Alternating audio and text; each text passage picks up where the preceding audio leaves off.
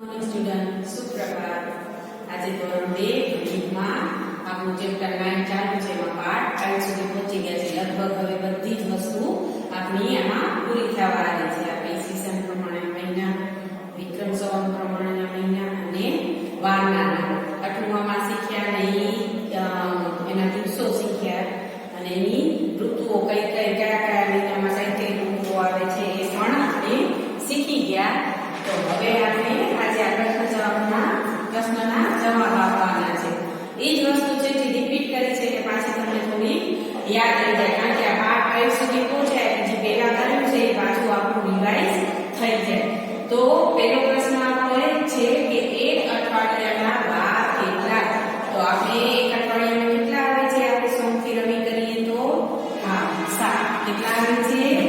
તો કે 7. તો અહીંયા બીજું લખશું 7.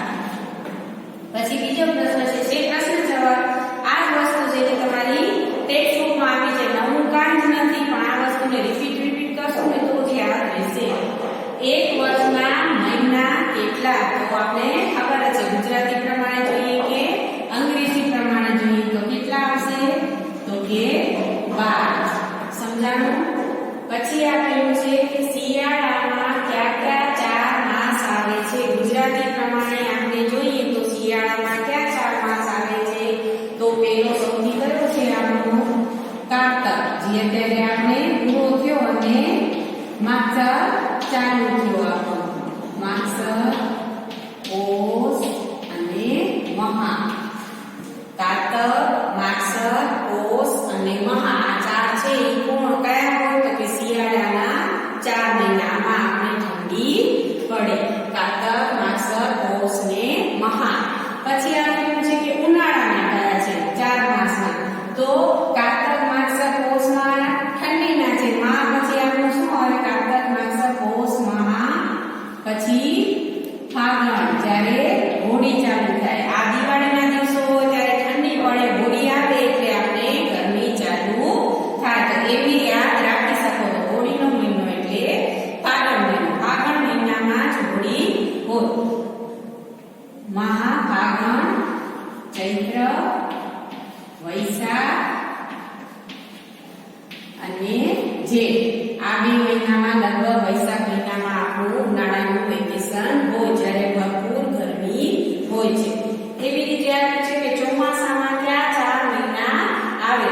જેઠ આવી ગયો, હવે શું આવશે? તો કે 4 મહિનામાં અષાઢ, શ્રાવણ આપણા મેળાનો મહિનો, પછી ભાદરવો ગણપતિ બાપાનો મહિનો અને આસો તો કે નવરાત્રીનો મહિનો.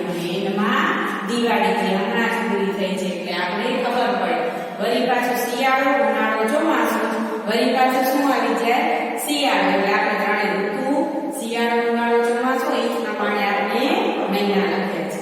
હવે વરસાદ કઈ ઋતુમાં પડે છે? તો ઋતુનું નામ શું છે? આપણે કઈ વરસાદનો મહિનો ન કહીએ, શું કહીએ?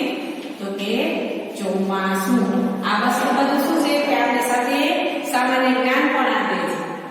ઓગસ્ટ મહિનાના દિવસ કેટલા? મેં દિવસ બધા તમને લખાવ્યા હતા અને 2 વાર યાદ પણ કરાવ્યા છે. તો ઓગસ્ટ મહિનામાં મેં તમને કીધું હતું ઉપરી યાદ રાખજો. જુલાઈ પછી ઓગસ્ટ એ 2 મહિના કેવા છે? તો કે એના દિવસ કેવા આવે? 31. પછી ઈસવીસન મુજબ અને વિક્રમ સંવત મુજબ કયો મહિનો છે? અત્યારનો હાલનો મહિનો વિક્રમ સંવત પ્રમાણે પણ અને ઈસવીસન પ્રમાણે પણ.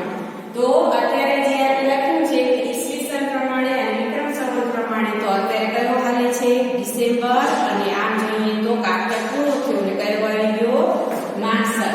તો શું લખશું અહીંયા? ડિસેમ્બર અને માગસર.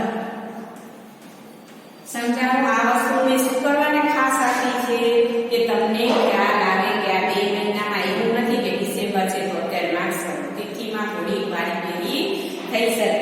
તો આ વસ્તુ છે તમને યાદ કરવાની છે. આ પ્રશ્ન લખ્યા છે એ રીતે તમને 10 કરવાના છે. એ 2 વધારાના તમે તમારી રીતે કરી શકો છો. તો હોમવર્કમાં શું કરશો? આવા પ્રશ્ન જવાબ. લગભગ આપણું હવે આ ચેપ્ટર પૂરું થવા આવ્યું છે. તો હવે નેક્સ્ટ મળશું ત્યારે નવું કરશું.